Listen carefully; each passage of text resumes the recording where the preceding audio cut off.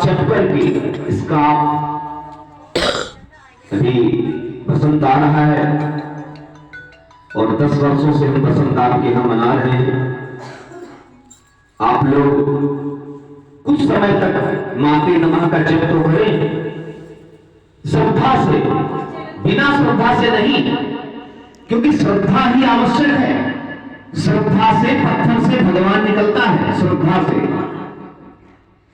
अश्रद्धा से नहीं। अश्रद्धा से तो पिता भी नहीं सिद्ध कर सकता कि ये मेरा पुत्र है।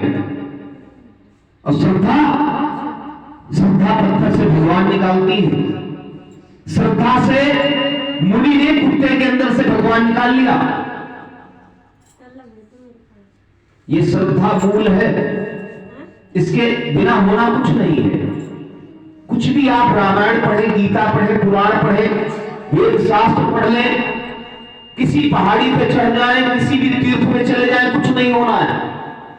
देखो सत्य सत्य है ना, नौटंकी नौटंकी होती है, सत्य सत्य होता है। किसी किताब को पढ़ने से भगवान थोड़ी आते हैं। भगवान कहां है? भगवान तो श्रद्धा में है। भगवान कहां है?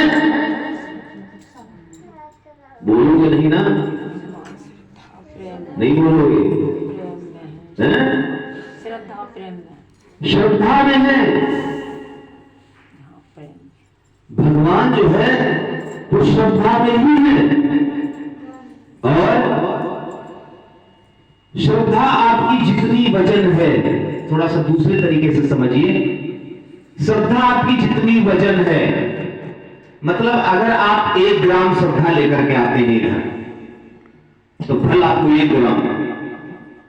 अगर श्रद्धा आप 10 ग्राम की लाते हैं तो फल 10 ग्राम।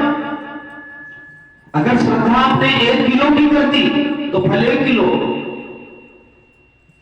अगर श्रद्धा 1 कुंतल कर दी तो फल 1 कुंतल। अब श्रद्धा ये तो आपका काम है, इसको उगाना, ये तो आपको बनाना पड़ेगा। ये कब आएगी, कैसे आएगी? श्रद्धा, श्रद्धा प्रेम से भी आती है और श्रद्धा भय से भी आती है। प्रेम की श्रद्धा तो कम टिकाऊ होती है, लेकिन भय की श्रद्धा बहुत टिकाऊ होती है। माते नमः।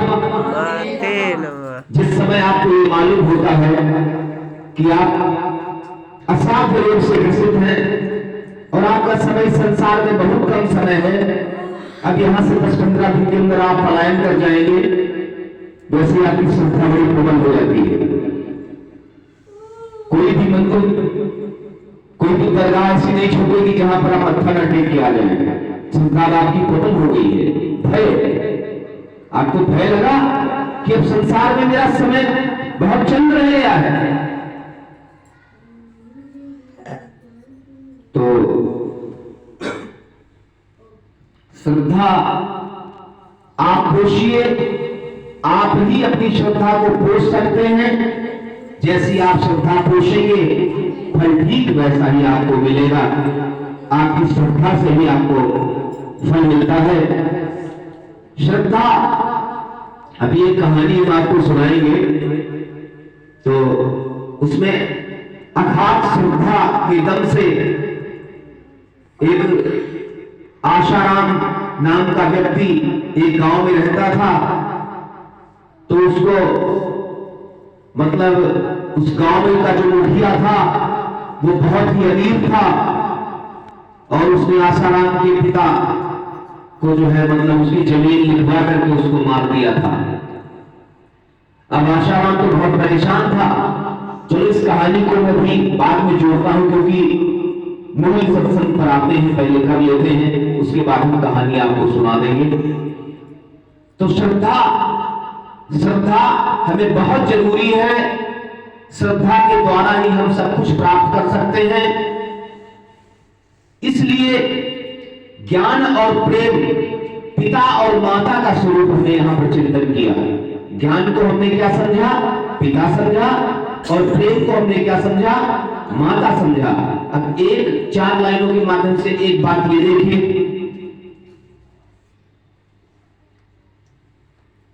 किताबों के पन्नों में पढ़ कर के देखा,